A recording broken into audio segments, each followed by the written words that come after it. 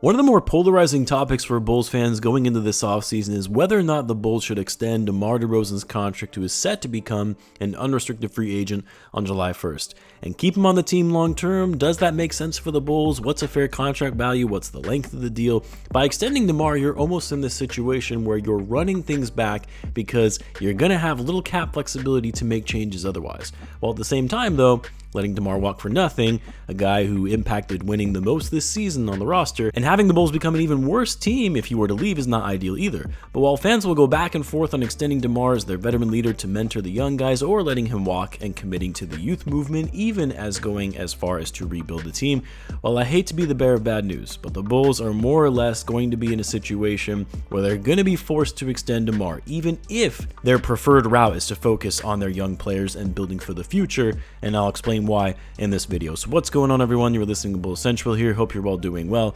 So I know the Bulls aren't currently in the playoffs, but that should not stop you guys from the great offers and pick'em opportunities our sponsor over Underdog Fantasy has at the moment.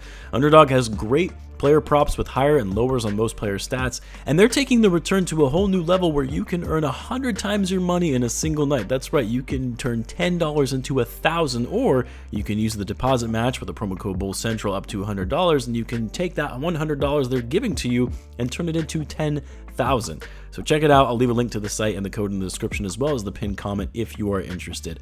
Now look, I don't think we can underestimate the level of impact DeMar DeRozan has had on this team, both on and off the court. The players love and respect him. He's been great with the young guys and mentoring and teaching them. The coaches love him, and of course, it's undeniable what he brings when he's on the court with his high-level scoring, playmaking, and his ability to close out games in the clutch. Yes, there are a lot of flaws with DeMar. He doesn't space the floor, he's too ISO heavy at times and takes opportunities away from others, and he slows down the overall pace of the game because he's a more gifted player operating in the half court rather than in transition. But regardless of where you stand and what you think of DeMar, even at his age, he is still a great player and will be sought after this offseason, both by the Bulls as well as other teams around the league who are looking to contend and need an added scoring option. So while I'm sure a lot of Bulls fans are going to be annoyed if the Bulls offer DeMar a big extension, which we'll talk about what a fair offer would look like, there is something to be said. Even if you want the Bulls to go in a different direction and start rebuilding for the future, there is something to be said about having that one veteran leader and voice in the locker room and on the court to help guide and develop the young guys. We saw what happened when the Bulls triggered the rebuild and traded away Jimmy Butler. They had all these young players, talented young players, and they just threw them out there to go fend for themselves without any true leader to help them navigate the NBA journey. So while I generally prefer the route of the Bulls letting DeMar go because it'll be a step towards real change, I also wouldn't be upset if they keep him around as the team's leader to help developing the young guys. Now you're probably asking, so why would the Bulls be forced to extend DeMar?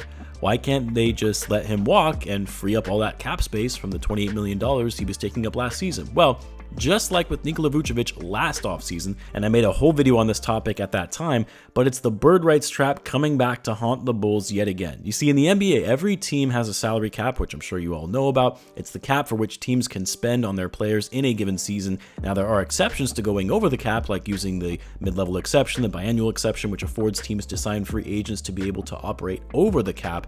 And then, of course, the league has also implemented rules where teams can extend their current players, whether they drafted them or acquired them via a trade, to offer them more money than any other team and using their salary to operate over the cap, owning the players' bird rights. This was put in place by the league and designed to keep free agents from simply leaving their current team to go and play in the biggest markets that could offer them the most money. And this would incentivize them to stay with their teams and also incentivize teams to offer them extensions to their own players and not letting their salary impact their overall cap sheet.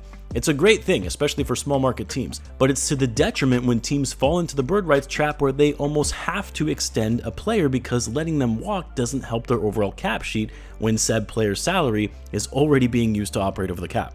Let me try and illustrate this a little bit better and give an example. So going into next season, as of right now, the Bulls have about $135 million committed on their books. That includes this year's upcoming draft pick, which could end up becoming more if the Bulls get lucky and move up into the top 4. But assuming it stays at the number 11 pick, they would have $135 million on their books next season. And again, this does not include DeMar, Patrick Williams, and Andre Drummond, who are all free agents. The salary cap is projected to be around $141 million, only leaving the Bulls $6 million below the cap. So let's just say, for argument's sake, Drummond walks. Patrick Williams signs the qualifying offer at $12.9 million, which again, they can use his salary to operate over the cap. That would put the Bulls' payroll at $148 million. They're already an over-the-cap team, and we haven't even included DeMar yet. So if the Bulls let DeMar walk, it's not like they're suddenly getting $28 million in cap relief that they can use on another player. No, they're already an over-the-cap team. And the only way they can sign other players is by using the mid-level exception, which is expected to be at $13 million, an exception they could still use, by the way, even if they do re-sign DeMar, because they can use his salary to operate over the cap.